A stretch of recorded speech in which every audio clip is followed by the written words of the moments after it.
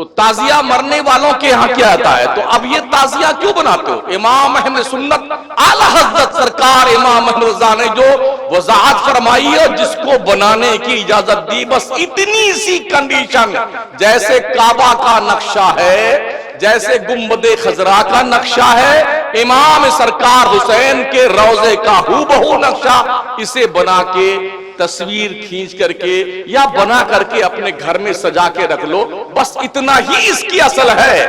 बनाना, घुमाना, नचाना, फिराना, चौक पे लाना, हुल्लड़बाजी करना, अपनी ही बहन बेटियों को पूरी कौम और पूरे गांव हर मजहब के लोगों को के सामने बेआबरू करना, यार ये लॉजिक तो बहुत सर जा रही है।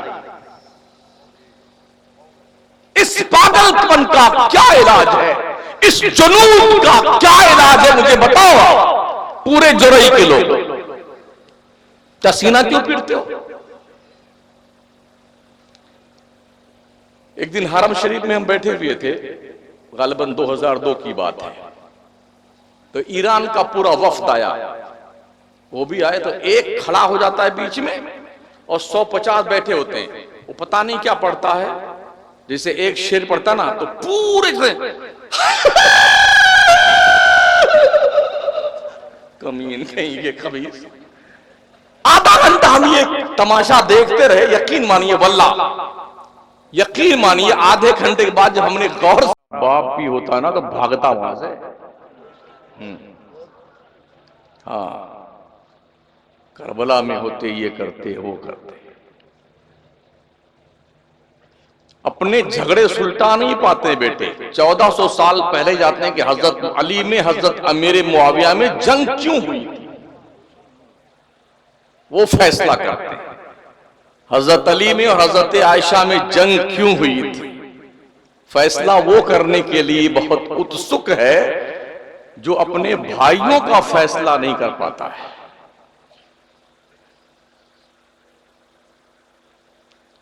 मैं इतना जरूर अर्ज करूंगा, खुले जहन के साथ आप बैठें और हमारे सवालों के जवाबात अगर आपके पास हैं तो उसे देने की कोशिश कीजिएगा।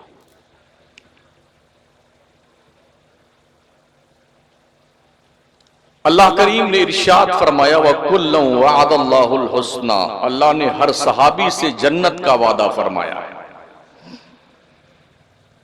हजरत अमीर मुआविया सहाबी रसूल हैं, कातिबे वही रसूल हैं, मेरे मुस्तफ़ा करीम सल्लल्लाहु अलैहि वसल्लम के सगे साले हैं, खुद भी सहाबी, बाप भी सहाबी, माँ भी सहाबी। बेटा नालायक निकल गया तो कौन जिम्मेदार उसका?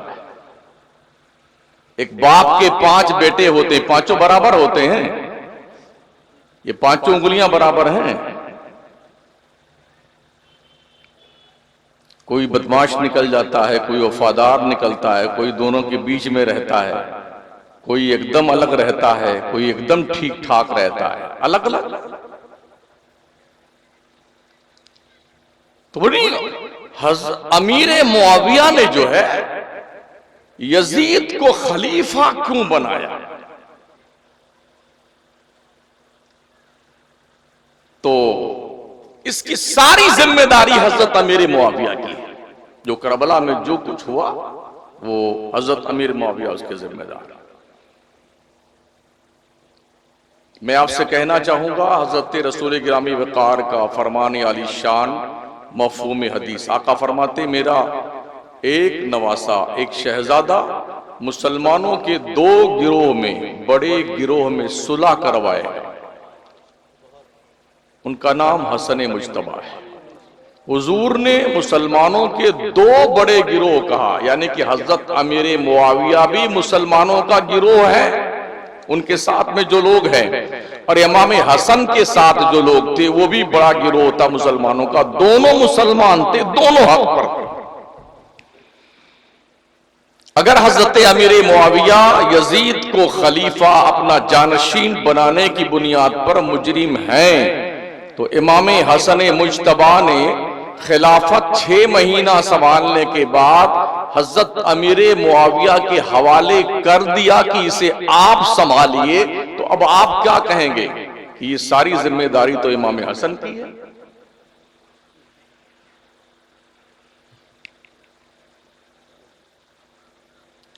हजरत अमीर मुआविया रदियल्लाहु ताला अन्हु 20 साल तक खलीफा और 20 साल तक बादशाह बनकर 40 साल उन्होंने इस्लाम और मुसलमानों की खिदमत करी है, और इस्लामी कलमरों को इतना दूर तक फैलाया जिसका तसव्वुर नहीं किया जा सकता है। अपने दौरे इख्तिदार में हजरत अमीर मुआविया ने इमाम हसन को, इमाम हुसैन को, खानदान अहले बैत के अफराद को वजीफे, नजराने, तोहफे, तहायफ भेजे और सब ने कबूल किए।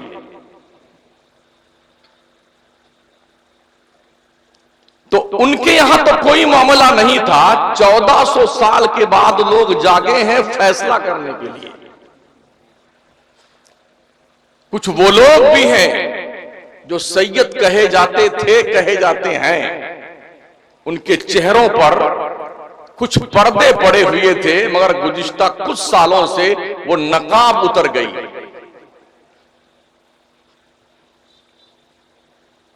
और वो लोग बाज़ाब्ता तौर पर एज़ादारी को, सीना कूबी को, मातम करने को, नौहा करने को, ताजिया बनाने को, उठाने को, घुमाने को जायज ठहराने का बाज़ाब्ता सवांग रचा रहे हैं, और कुछ चमचे मौलवी उनके साथ में मिल करके इस कारोबार को बढ़ावा दे रहे हैं।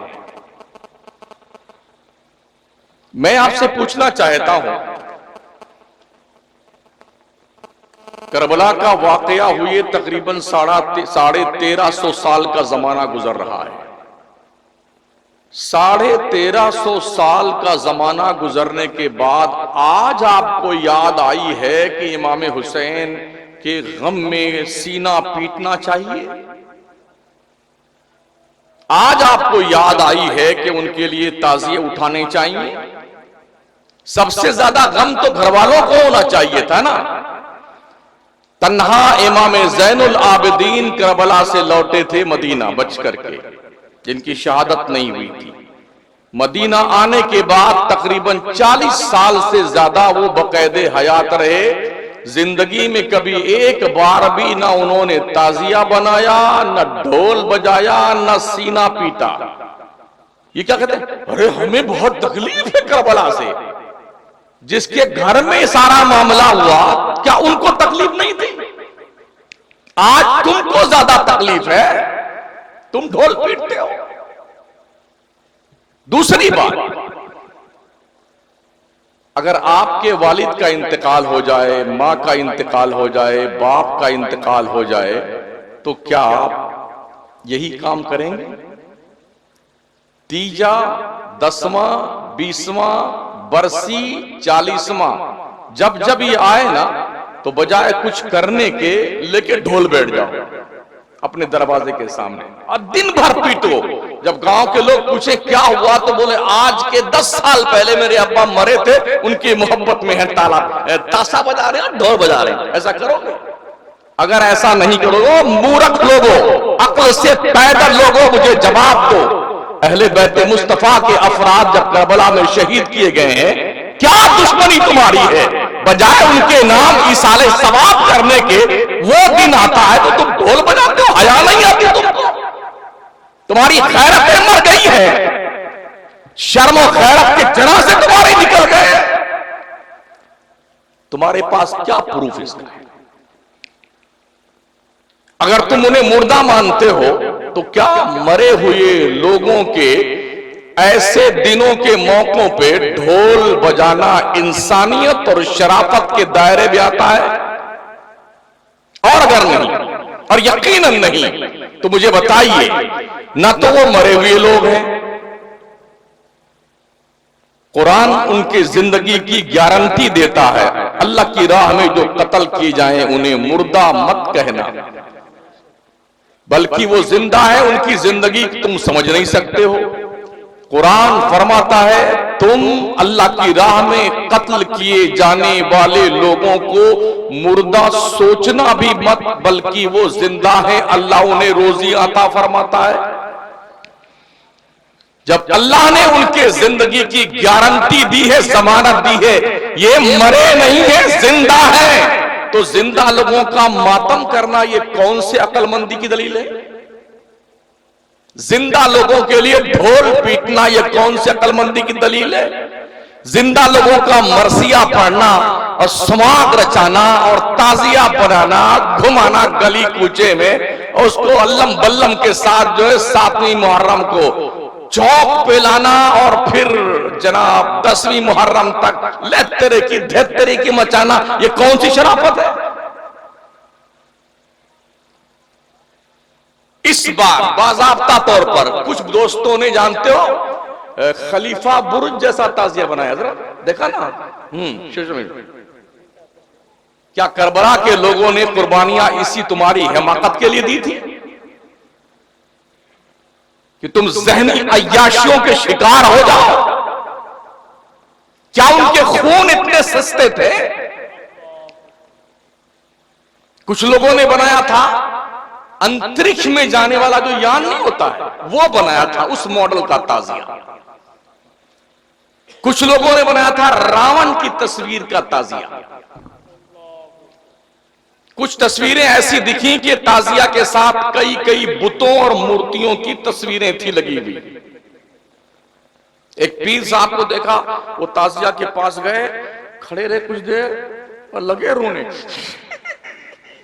तेरी ऐसी की तैसी, अरे रो, जो मर जाए उस पे रो, जिंदों पे क्या रोते हो यार? जिंदा हो जाते हैं जो मरते हैं हक के नाम पर। अल्लाह अल्लाह, मौत को किसने मसीहा कर दिया? नारे तकबीर, नारे रिसालत, या रसूलुल्लाह, शहीद आदम जिंदाबाद, करबला कॉन्फ्रेंस जिंदाबाद, आला हज़रत जिंदाबाद। पूरे ईरान में कहीं ताजिया नहीं रखा जाता जहां 98% शिया होते हैं, एक भी ताजिया नहीं। पूरे इराक में हमने कहीं ताजिया नहीं देखा। करबला में, कूफा में, नजफ में, काजिमैन में, मोसल में, हमने बगदाद में कहीं ताजिया नहीं देखा। कोई ताजिया नहीं रखता। ये हिंदुस्तान में इतने बड़े बड़े पागल क्यों पैदा हो गए, ये मेरी समझ में नहीं आता। टांडा अकबरपुर के इलाके में जाना हो, मालूम हुआ कि सुन्नियों को अहले तशीर रवाफिज पैसा देके लाखों रुपया ताजिया बनवाते हैं और उनसे मातम करवाते हैं।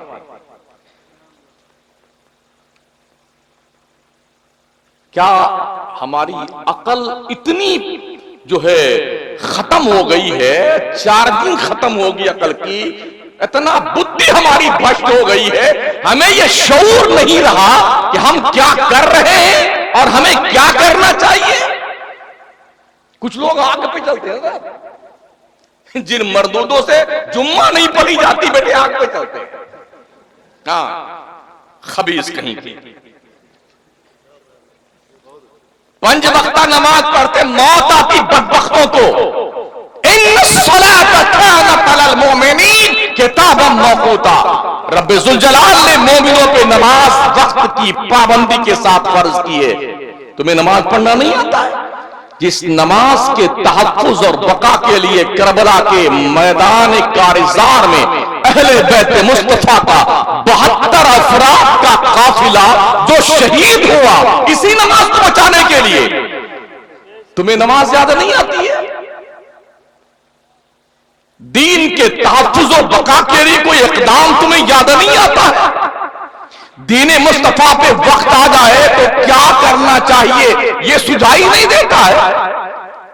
खून में नहाओ, जख्म सहो, सर फिदा करो, जब वक्त आए दीन पर यूं हक अदा करो जैसा हक करबला वालों ने अदा किया। दुनिया के नक्शे पे सिर्फ एक करबला है जो इराक में है। पगलों ने हर गांव में करबला बना लिया। भाई वाह, कमाल की थिंकिंग तुम्हारी है। और वो छोटे से लेके छोटा मजला, उसके सजला, और फिर उसके बड़का, यानी माजल्ला अस्तगफिरुल्लाह, हजरत अली असगर, हजरत अली अकबर, हजरत कासिम और मोहम्मद इब्राहिम और जी अब्बास अलमबरदार, उनका कटा हुआ बाजू, इमाम हुसैन, ये सब बना के रखते बेटे, और फिर घुमाएंगे पूरे गली कूचे में। और हमारी माएं और बहनें सज धज करके खातून जन्नत और सैयदा ज़ैनब के उसवे करीमाना को पसे पुश डाल करके अपने फिक्री आजादी के साथ इस्लाम के कवानीन का मजाक उड़ाती गलियों में फिरती है। हमारा कोई आलिम, कोई इमाम इसके बारे में कुछ खिताब करे तो कमेटी, मुसलमान का मोहल्ला, सुन्नी मुसलमान हाथ धो के नहीं, नहा धो के उसके पीछे पड़ जाता बेटा। रायपुर के इलाके में सुन्नी आलिमों ने जब इसके खिलाफ खिताब किया, बाज़ाब्ता उनको बुला करके ला करके वहां पर जहां ताजिया बाबा रखे गए थे जनाब, वहां ला करके उठक बैठक करवाई गई हज़रत उलमा से, उठक बैठक करवाई गई। और एक मौलवी की बेचारे की तस्वीर वायरल हुई, वीडियो मौजूद है, कंप्लेन करके पुलिस की हिरासत में दे दिया गया। हम हमारे साथ कुछ करो ना, जिसकी मां ने दूध पिलाया है। क्या बात है, हम पूरे मुल्क में बोल रहे हैं। जी हजरत, जी जी। इस गुंडागर्दी का कोई ऑप्शन इस्लाम में नहीं है जिसे ताजिया की बाजार गर्म किए हुए बैठे हुए तुम लोग। सीना खूबी का कोई कॉन्सेप्ट इस्लाम में नहीं है, ये जंगलीपन है, आवाज़ फिक्र तबाह है, अय्याशी ज़हनियत के लोगों का एक मामूल और सेवा, कुछ नहीं इसके अलावा है। बंद कर दो इस बकवास को। अगर इमाम हुसैन से मोहब्बत करते हो, इसे मोहब्बत नहीं कहते, इसे दरीदा बैनी और गुंडागर्दी कहते हैं। बेटे ढोल बजाए, बंबई वगैरह में, बड़े बड़े शहरों में, यूपी और बिहार के लोग जैसे ही मुहर्रम का चांद निकलना वाला होता है, निकलने वाला, सारे बेटे कारोबार बंद करके भागाते अपने में, ढोल बजाने जा रहे हैं, ताजिया उठाने जा रहे हैं। बाबा अच्छा, कुछ लोग कहते हैं अरे हमारे बाप दादा रखते हुए चले आए, हम कैसे छोड़ दें। अबू जहल भी ये कहता था, मक्का का अबू लहब भी यही कहता था, हमारे बाप दादा इन 360 को पूजते चले आए, हम एक को कैसे पूजे। कुफारे मक्का यही कहते थे, हम अपनी परंपरा को त्याग पत्र कैसे दे सकते हैं, हमारे बाप दादा करते चले आए। क्या क्या करते आए, सत्तू का बनाया हुआ खुदा, उसको भी पूजते आए। ऐसे लकड़ गिद्धे, टुकड़ गिद्धे, जिन्हें कैसे कैसे अंडे बच्चे लेकर के सबकी परस्ती, गोबर, पेशाब, कीड़े मकोड़े, हाथी घोड़े, आसमान जमीन, तेज आंधी आ जाए वो भी खुदा है, हवा तेज चल जाए वो भी खुदा है, आग लग जाए वो भी खुदा है, जमीन फट जाए ओह ये भी खुदा है। अरे क्या बुद्धि भ्रष्ट तो गई भाई साहब, इतने सारे खुदा हो जाएंगे, इतनी मार कुटैया आपस में करेंगे, एक खुदा दूसरे खुदा को कत्ल कर देगा। मेरा रब फरमाता है, लौ काना फीहिमा आलिहा इल्लल्लाह लफसदता, अगर एक वहदहू ला शरीक के अलावा कोई और खुदा होता तो तुम देखते दोनों आपस में लड़ मरते। अल्लाह वहदहू ला शरीक है, अल्लाह एक है। हमारे यहां ऐसा नहीं है कि एक खुदा का आज पावर तेज हो गया है, 6 महीने के बाद दूसरा नया खुदा निकला ना तो पहले वाले का पावर लेस हो जाता है, इसका पावरफुल हो जाता है। हमारे ऐसा कुछ नहीं है, हमारा एक ही खुदा है जिसकी शान इन्नल्लाह अला कुल्लि शैइन कदीर है। पावर लेस और पावर माइनस नहीं होता है, वो जब चाहता है ना, इन्नमा अमरुहु इज़ा अरादा शैया अन यक़ूल लहू कुन फयकून, जब वो किसी चीज के करने का इरादा करता है बस वो फरमाता हो जा, बस हो जाती है। अभी 10 दिन पहले जयपुर की सरजमीन पर अर्ली मॉर्निंग 4 बजकर के 20-22 मिनट पर 4.7 का जलजला आया था। यकीन मानिए जो जिस हाल में था घर बार छोड़ के भागा। जरा कोई ऐसी तैसे में सो रहा होगा, कोई कूलर में सो रहा होगा, कोई चड्डी पनियान पहने भागा बेटा, कोई लुंगी बांधते, कुछ छुआ नहीं, न खजाना उठाया, न पैसा निकाला, न हीरे जवाहर। अरे भागो, जान बचाओ बेटे, जान। सब भगे बेटे उतर करके, मर्द औरतें बच्चे बूढ़े सब भाग करके बीच रोड पे लंबी कतार में खड़े हुए। बचा ले बेटे। जयपुर के कुछ इमामों ने फोन किया, हजरत आज बड़ा मजा आया। बोले क्या हुआ? बोले कसम खुदा की आज सुबह फजर में मस्जिदें खचाखच नमाजियों से भरी थी। हमने माशाअल्लाह या अल्लाह रोजाना अज़ान फजर के टाइम 4.7 की तीव्रता वाला जलजला रोज भेज दिया। कम से कम ये सोए हुए बदबख्त जिनकी आंखें नहीं खुलती है, इस डर से तो तेरे दहलीज़े करम पर अपनी पेशानी नियाज के सज्जे लुटाने को आ जाएंगे। एहसास नहीं होता है। करबला वालों ने कुर्बानियां तुम्हारे हुल्लाबाजी के लिए दी थी क्या?